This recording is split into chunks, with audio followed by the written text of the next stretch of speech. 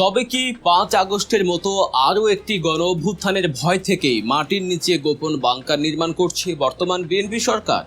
২০২৬ সালের নির্বাচনের পর তারেক রহমান প্রধানমন্ত্রী হিসেবে দায়িত্ব গ্রহণ করেছেন, আর দায়িত্ব নেওয়ার পর থেকেই রাজনীতি থেকে শুরু করে চায়ের কাপে একটাই ঝড়: প্রধানমন্ত্রীর নতুন বাসভবন, বোমাপ্রুফ বাংকার এবং পালানোর গোপন সুড়ঙ্গ। কিন্তু প্রশ্ন হচ্ছে, কিসের এত ভয়? বাংলাদেশ তো কোনো যুদ্ধে লিপ্ত নয়, তবে কি সরকার আগেই বুঝে গেছে যে আগামীতে তাদেরও আওয়ামী লীগের মতো ক্ষমতাচ্যুত হতে পারে? আর সেই জনরোষ থেকে বাঁচতে কি আগে ভাগে পালানোর এই বিলাসবহুল আয়োজন? দর্শক, ২০২৪ সালের জুলাই বিপ্লবের পর গণভবনকে যখন জাদুঘরে রূপান্তর করা হলো, তখন থেকে একটা প্রশ্ন ছিল, নতুন সরকারের প্রধানমন্ত্রী কোথায় থাকবেন?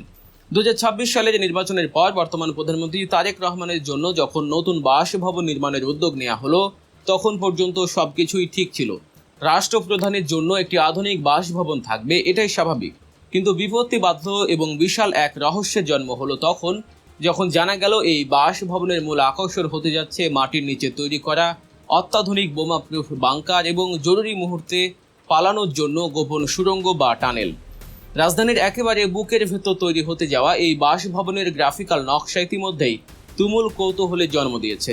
নকশায় দেখা যাচ্ছে উন্নত বিশ্বের পরাশক্তি দেশের রাষ্ট্রপ্রধানরা যেভাবে নিজেদের নিরাপত্তা বলয় তৈরি করেন, ঠিক সেই ধাঁচেই তৈরি হচ্ছে এই ভবন। কিন্তু দেশের মানুষের মনে এখন একটাই বিশাল প্রশ্নবোধক চিহ্ন: হঠাৎ কেন এই বাংকার? বহির্বিশ্বের আক্রমণ নাকি দেশীয় অভ্যুত্থান? কোনটি থেকে বাঁচতে এই আয়োজন? বিষয়টির গভীরে যেতে হলে আমাদের ফিরে তাকাতে হবে বিগত ২৪ সালের ৫ আগস্টের সেই ঐতিহাসিক দিনের দিকে। শেখ হাসিনার পতনের দিন তিনি যদি হেলিকপ্টারে করে দেশ ছেড়ে না পালাতেন, তবে কি হতো? গণভবনেই কিন্তু সেভাবে লুকিয়ে থাকার বা আত্মরক্ষার কোনো অত্যাধুনিক ব্যবস্থা ছিল না। সেদিন যদি জনতা তাকে গণভবনে পেয়ে যেত, তবে পরিস্থিতি কতটা ভয়াবহ হতে পারত তা আর বলার অপেক্ষা রাখে না। শেখ হাসিনা পালিয়ে যাওয়ার পর পরবর্তীতে যারা ক্ষমতায় আসবেন বা এসেছেন, তারা খুব ভালো করেই জানেন যে ভবিষ্যতে দেশে কোনো অস্থিতিশীল পরিবেশ তৈরি হলে বা জনরোষের সৃষ্টি হলে আকাশ পথে বা সাধারণ রাস্তায় পালানোর পথ আর এতটা সহজ হবে না। আর ঠিক এই মনস্তাত্ত্বিক ভয় বা অতীত ইতিহাস থেকে শিক্ষা নিয়েই কি নতুন বাসভবনে বাংকার এবং সুড়ঙ্গ রাখার বিষয়টি উঠে আসছে? গণপূর্ত অধিদপ্তরের কর্মকর্তারা অবশ্য বিষয়টিকে ভিন্নভাবে ব্যাখ্যা করার চেষ্টা করেছেন। তারা বলছেন, বহির্বিশ্বের কোনো দেশের বোমারু বিমানের হামলা থেকে প্রধানমন্ত্রীকে সুরক্ষিত রাখতেই নাকি এই অত্যাধুনিক বাংকারের আয়োজন। কিন্তু দর্শক, একটু লজিক্যালি চিন্তা করুন, বাংলাদেশের আকাশে বিদেশি বোমারু বিমানের আনাগোনা হওয়ার সম্ভাবনা কি আদৌ আছে? বাংলাদেশের সাথে বর্তমানে কোনো প্রতিবেশী বা বাইরের দেশের এমন কোনো যুদ্ধ অবস্থা বা চরম বৈরী সম্পর্ক নেই যার কারণে তারা বিমান হামলা চালাবে। অনেকেই হয়তো ভারতের কথা টানতে পারেন। এটা সত্যি যে দেশের বেশিরভাগ জনগণ ভারতের আধিপত্যবাদের বিরুদ্ধে এবং বর্তমান সরকারও ভারতের সাথে একটা ভারসাম্যপূর্ণ লিয়াজু বা কৌশলগত সম্পর্ক তৈরি করার চেষ্টা করছে। কিন্তু ভারত কি কখনো বাংলাদেশে সামরিক হামলা চালাবে? ভূ রাজনৈতিক বিশ্লেষকরা বলছেন, কখনোই না। কারণ ভারত যদি বাংলাদেশে আগ্রাসন চালায়, তবে সবচেয়ে বেশি ক্ষতির মুখে পড়বে খোদ ভারতই। তাদের চিকেন নেক বা শিলিগুড়ি করিডর নিয়ে এমনিতেই চরম দুর্বলতা ও বৈশ্বিক চাপ রয়েছে। তাছাড়া দক্ষিণ এশিয়ায় ভারত এমনিতেই কোণঠাসা। নেপাল এখন ভারতকে পাত্তা দেয় না, শ্রীলঙ্কা তাদের কথা শুনছে না, আর মালদ্বীপ তো প্রকাশ্যেই ভারতীয় সেনাদের নিজেদের দেশ থেকে বের করে দিয়েছে। প্রতিবেশীদের সাথে ভারতের এই নাজুক সম্পর্কের মধ্যে বাংলাদেশের উপর সরাসরি সামরিক আগ্রাসন চালানো হবে চরম বোকামি। ভারত বড় জোর রাজনৈতিকভাবে বা গোয়েন্দা তথ্যের মাধ্যমে প্রভাব বিস্তারের চেষ্টা করতে পারে, কিন্তু বোমা মারতে আসবে না। দর্শক, এই চমকপ্রদ রাজনৈতিক বিশ্লেষণের আরও গভীরে যাওয়ার আগে আপনাদের একটি ছোট্ট অনুরোধ। আপনারা যারা নিয়মিত আমাদের ভিডিও দেখছেন কিন্তু এখনও সাবস্ক্রাইব করেননি, তারা দেশের এমন সব বিশ্লেষণধর্মী খবরগুলো সবার আগে পেতে এখনই গল্প নিউজ চ্যানেলটি সাবস্ক্রাইব করে বেল আইকনটি বাজিয়ে রাখুন। এবার আসা যাক মিয়ানমারের প্রসঙ্গে। অনেকেই বলছেন, আরাকান আর্মির সাথে মিয়ানমার জান্তা সরকারের যে গৃহযুদ্ধ চলছে তার রেশ ধরে হয়তো মিয়ানমার আক্রমণ করতে পারে। কিন্তু কৌশলগত দিক থেকে মিয়ানমারের সাথে বাংলাদেশের যুদ্ধে জড়ানোর কোনো যৌক্তিক কারণ নেই। মিয়ানমারের অভ্যন্তরীণ গৃহযুদ্ধ তাদের নিজেদের ব্যাপার। অন্যদিকে পরাশক্তি চীন বা আমেরিকা নজর রাখছে মিয়ানমারের গভীর সমুদ্র বন্দরগুলোর দিকে। তারা কেউই বাংলাদেশকে সরাসরি আক্রমণ করে ভূ রাজনৈতিকভাবে লাভবান হতে পারবে না। তাই বহির্বিশ্বের বোমা হামলার যে জুজু দেখানো হচ্ছে তা একেবারে ভিত্তিহীন বলে মনে করছেন বিশ্লেষকরা। তাহলে আসল কারণ কি? সবচেয়ে বড় যে সত্যটি ঘুরে ফিরে সামনে আসছে তা হলো দেশের রাজনীতি এবং ভবিষ্যৎ গণ আন্দোলনের ভয়। সরকার হয়তো এই হিসাবটি মাথায় রাখছে যে কোনো কারণে যদি তারা জনবিচ্ছিন্ন হয়ে পড়ে এবং গণমানুষের এক তুমুল আন্দোলন শুরু হয়, তবে সেই জনরস থেকে বাঁচতে প্রধানমন্ত্রী যেন নিরাপদে গণভবন বা তার বাসভবন ছেড়ে গোপন সুড়ঙ্গ দিয়ে নিরাপদ আশ্রয়ে যেতে পারেন। সেখান থেকে হয়তো তিনি দেশ পরিচালনা করবেন অথবা নিরাপদে দেশ ত্যাগ করবেন।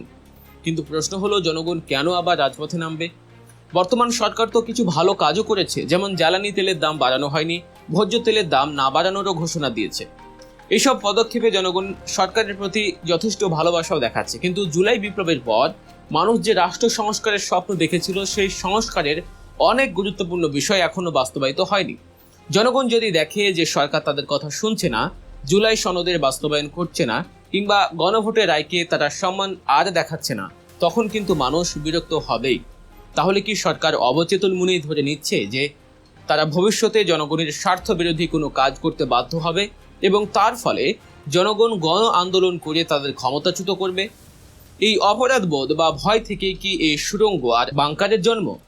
পাশাপাশি এই প্রজেক্ট নিয়ে তুমুল অর্থনৈতিক সমালোচনাও চলছে।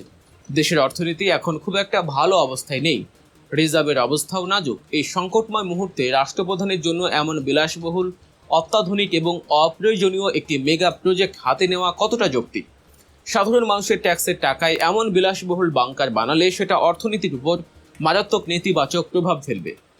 পরিশেষে একটা কথাই বলতে হয়, উন্নত বিশ্বের রাষ্ট্রপ্রধানদের বাসভবনে নিরাপত্তা বৈশিষ্ট্য থাকাটা নতুন কিছু নয়, কিন্তু বাংলাদেশের প্রেক্ষাপটে এটি অত্যন্ত বেমানান এবং কৌতূহলোদ্দীপক। ইতিহাস সাক্ষী দেয়, সরকার যদি জনগণের সেবক হিসেবে কাজ করে, ভোটাধিকার হরণ না করে, মানুষের কণ্ঠরোধ না করে এবং সর্বোপরি শেখ হাসিনা যে ফ্যাসিবাদী আচরণ করেছিলেন তার পুনরাবৃত্তি না করে, তবে কোনো দেশের জনগণই সাধ করে রাজপথে নেমে অভ্যুত্থান করে না। আগামীতে নির্বাচন হবে, নির্বাচনে জনগণ কাকে চাইবে সেটা পরের বিষয়, কিন্তু বর্তমান সরকার যদি ইতিহাস থেকে শিক্ষা নিতে ব্যর্থ হয়, যদি তারা নিজেদের জনগণের প্রভু ভাবতে শুরু করে, ব্যালটের অধিকার ছিনিয়ে নেয় এবং দেশে নতুন করে কোনো মাফিয়াতন্ত্র বা পারিবারিক তন্ত্র কায়েম করে, তবে দেশের মানুষ আবারও রাজপথেই নামবে। আর তখন যদি সত্যি কোনো গণ অভ্যুত্থান ঘটে, তবে মাটির নিচের কোনো বোমাপ্রুফ বাংকার বা পালানোর গোপন সুড়ঙ্গ কোনো স্বৈর শাসককেই বাঁচাতে পারবে না। এর চাক্ষুষ প্রমাণ আমরা ইতিমধ্যে উন্নত বিশ্বেও দেখেছি এবং নিজ দেশেও দেখেছি। দর্শক, বর্তমান বিএনপি সরকারের এই বাংকার ও সুড়ঙ্গ নির্মাণের সিদ্ধান্তকে আপনি কিভাবে দেখছেন? এটা কি আসলেই বহির্বিশ্বের আক্রমণ থেকে বাঁচার জন্য, নাকি ভবিষ্যৎ গণ অভ্যুত্থানের ভয় থেকে পালানোর আগাম প্রস্তুতি? আপনাদের মূল্যবান মতামত অবশ্যই কমেন্ট করে আমাদের জানাবেন। আর আজকের এই বিশ্লেষণটি যদি আপনাদের ভালো লেগে থাকে, তবে ভিডিওটিতে একটি লাইক দিন এবং এমন আরও গভীর ও সত্য রাজনৈতিক বিশ্লেষণ পেতে গল্প নিউজ চ্যানেলটি এখনই সাবস্ক্রাইব করুন। ভালো থাকবেন, সুস্থ থাকবেন, গল্প নিউজের সাথেই থাকবেন। আল্লাহ হাফেজ।